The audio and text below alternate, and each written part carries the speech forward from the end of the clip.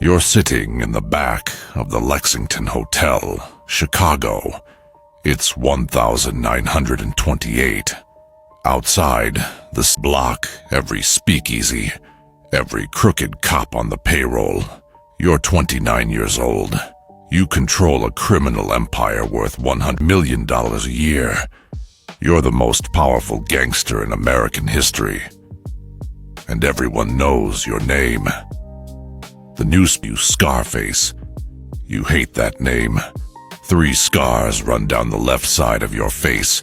A razor slash from a bar fight in Brooklyn when you were 18. But you tell reporters it's a war wound from France. You never served. Nobody corrects you, not to your face anyway. You smile for the cameras. You hat on Michigan Avenue. You hand out turkeys at Thanksgiving and open soup kitchens during the Depression. The public loves you. They think you're Robin Hood with a Tommy gun. But behind that smile, you've built the most ruthless criminal organization America has ever seen. You own judges, aldermen, the mayor's office, half the police force in a weekly envelope from your men. And tonight, surrounded by bodyguards in silk suits, you feel untouchable. Let's go back to where this all started. You're born on January 17th, 1899. Parents are Italian immigrants. Your father a barber, your mother a seamstress. 9 children, a cramped apartment on Navy Street. Money is always tight, but Brooklyn is alive with hustle. Italian, Irish, Jewish kids, you learn the streets before you learn arithmetic. At 14, you punch a teacher and get expelled. You never go back to school. You run with the South Brooklyn Rippers, then the 40 Thieves Juniors. Small-time stuff, street fights, corner control. Then you meet Johnny Torrio. He's 20 years older, quiet, calculating. He runs boys, and he's connected to the 5 Points gang. Torrio doesn't believe in unnecessary violence. He believes in business. He sees raw talent in you and becomes your mentor. Control the money, he says, and you control everything.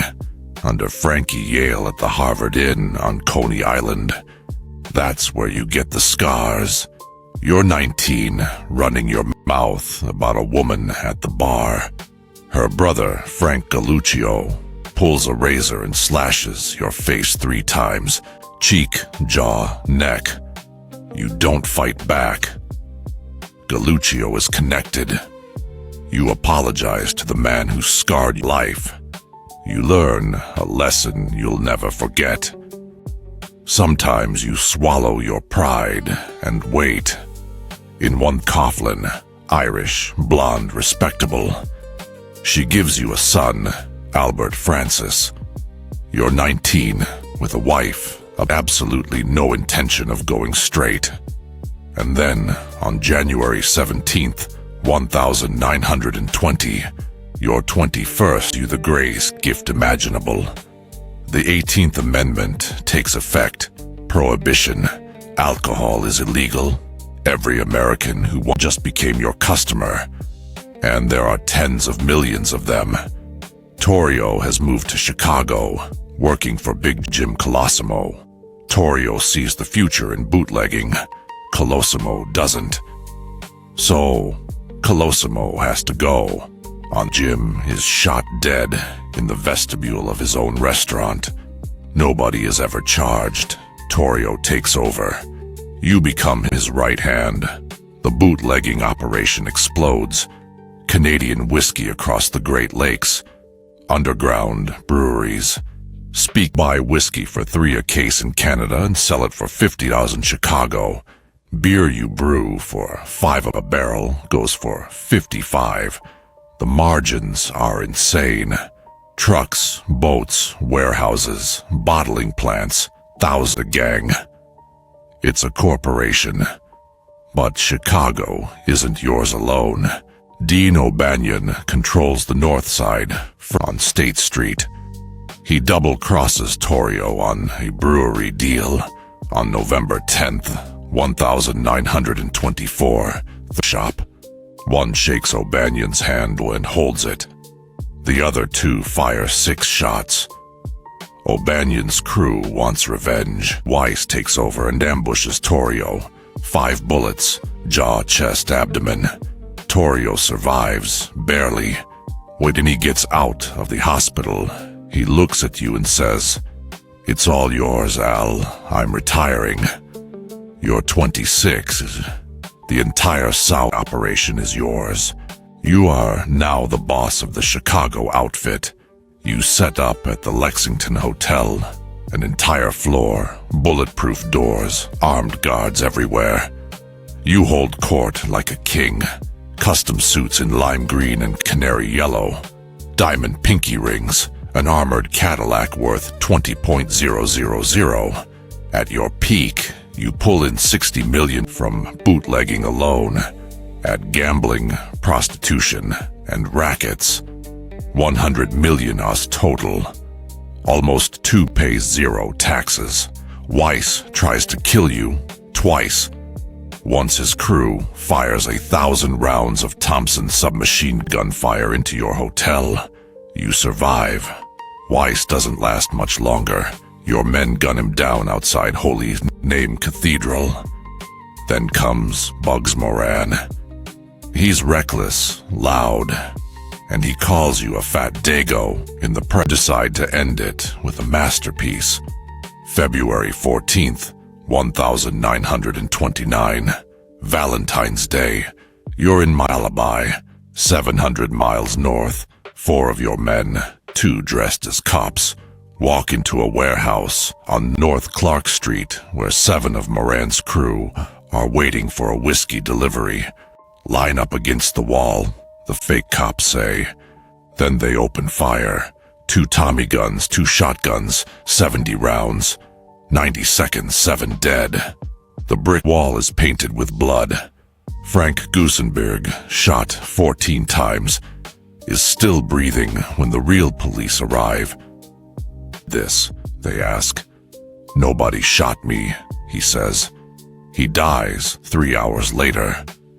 The St. Valentine's Day Massacre, infamous gangland killing in American history. Everyone knows you did it. Nobody can prove it. Moran survived late. Only Capone kills like that, he tells reporters. He's right. But his power is finished. Shook of it. But the massacre turns the tide. The public recoils. President Hoover says, "I want that man in jail." 2 investigations launch, one led by Eliot Ness, a young, incorruptible agent who assembles a team of 9 unbribable men. The press calls them the Untouchables. Ness raids your breweries and stacks the barrels on the courthouse steps for the cameras. But Ness is the showman. The real threat is Frank Wilson, a quiet IRS agent who sits in an office, reading financial records. You've never filed a tax return, not once. Wilson traces cashier's checks, builds the case line by line. June 1931. Indicted on 22 counts of tax evasion. Jury. The judge swaps the entire jury pool on day 1. Your money is worthless. The evidence is overwhelming for paper trails, witnesses, your own lavish spending. The law is clear. All income is taxable, legal or not. October 1931. Guilty on 5 counts, 11 years in federal prison. The most powerful man in Chicago. Bullets. But by a tax accountant. You start at the Atlanta Penitentiary. Still bribing guards, still making calls. Government transfers you to Alcatraz, the Rock. No privileges, no bribes, no power. Prisoner number 85. You press shirts in the laundry. You play banjo in the prison band. Another inmate stabs you with scissors. A target, not a king. Then the syphilis you ignored for years enters its final stage. You forget where you are. You make your bed and unmake it for hours. You strum the same 3 notes on your banjo endlessly. The most feared man in America is losing his mind in a concrete box. In 1009, you're released. You're 40, and you look 60. May takes you home to Palm Island, Florida. The outfit has moved on. Nitty, then Rika, then Accardo. Nobody needs you anymore. You in the swimming pool. You talk to people who aren't there. You don't recognize your own wife. On January 25th, 1947, your heart stops. You're 48. They bury you in Chicago.